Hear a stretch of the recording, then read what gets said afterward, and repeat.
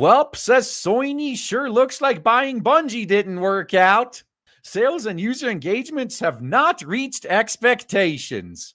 Yeah, ever since Sony bought Bungie, not only was Marathon a flop, not only did all their other live services flop, despite Bungie allegedly being brought on for their live service expertise, because of Destiny. Like, Bungie were supposed to be the live service experts. That's why Sony bought them. And you know they advised on Concord, they advised on Fair Games. And since Marathon flopped, Concord flopped, Fair Games is probably going to flop. All their other games have pretty much been canceled in development. Yeah, Bungie was kind of a waste of money. And then Destiny 2 is flopping as well now. So the one game that was doing okay when Sony bought him is now dead too. Oops. All right, so Bungie has been having a rough old time ever since its current year -3 acquisition by Sony. There have been multiple rounds of layoffs, a delay to the seemingly ill-fated extraction shooter Marathon, and then earlier this year, or no, actually Marathon, if you guys are curious what Marathon is, its official name is Art Raiders. Yeah, which was the perfect name for when they were competing with Arc Raiders, which seems to be doing great right now. Like, Arc Raiders is doing so good that the game, the game journalists are trying to fucking destroy it, but they're failing. So maybe Art Raiders is going to come out and have a shot, right? Right? I mean, it's made by Bungie. They're the experts, right?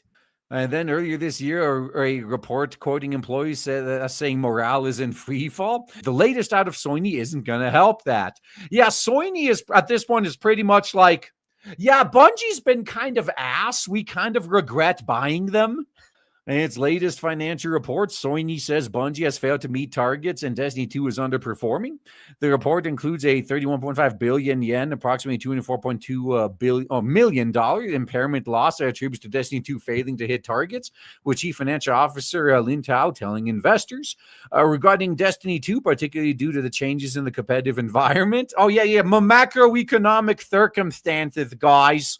Yeah, while all of our competition is doing gangbusters, my macroeconomic circumstances are preventing us from also doing gangbusters. The level of sales and user engagement have not reached the expectations we had at the time of acquisition. Yeah, they expected at least Destiny 2 to not completely tank. While we will continue to make improvements, we downwardly revised the business projection for the time being and recorded an impairment loss against a portion of the assets at Bungie. And the part they're not saying is, like I just went over, the primary reason they bought Bungie was so Bungie can give them their expertise on making successful live service games. Because this was back when Sony was committed to going all in on live services, and they had like 12 of them in the pipe at once, including a fucking God of War live service game, for example. And I'm not sure if the Horizon one has been outright canceled or not, or if it's still in production, but that's why they bought Bungie, so Bungie can advise on and help in the development of their other live services. And even with Bungie's advising, look at what happened to Concord. Look at the reception of Fair Games. Yeah, this was a big mistake. But then again, Sony's been making nothing but mistakes since 2018, so it's par for the course for them, I guess. The writing's been on the wall for some time. Destiny 2 is in the doldrums. Marathon feels like it'll need a miracle between now and an apparent March current year +1 release. It's not going to happen. Man, if Ananta releases around then, And CEO Pete Parsons departed in August this year after overseeing massive layoffs. A notable element of Parsons' exit was that Bungie no longer has a CEO. Instead, as part of Bungie's integration into the Sony machine, Justin Truman is its new studio head.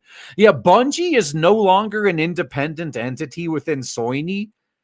They are just another PlayStation studio now. It's also not too much of a stretch to see Sony's statements in the context of the catastrophe. That was Concord. A major part of Sony's rationale for acquiring Bungie was the studio's expertise in live service genre. Yeah, these guys, they get it.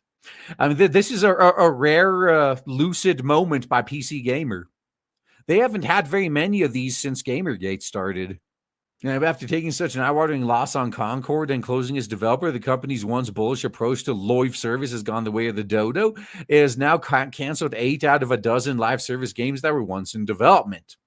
A lot is clearly riding on Marathon. PCG's resident Bungie fanatic Tim Clark found plenty to like in the extraction shooter. Yeah, of course, the shill legacy media would give the legacy corpo slop a glowing review.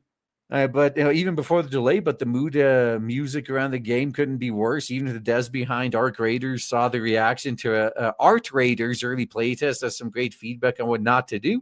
These are bad times for a once great studio.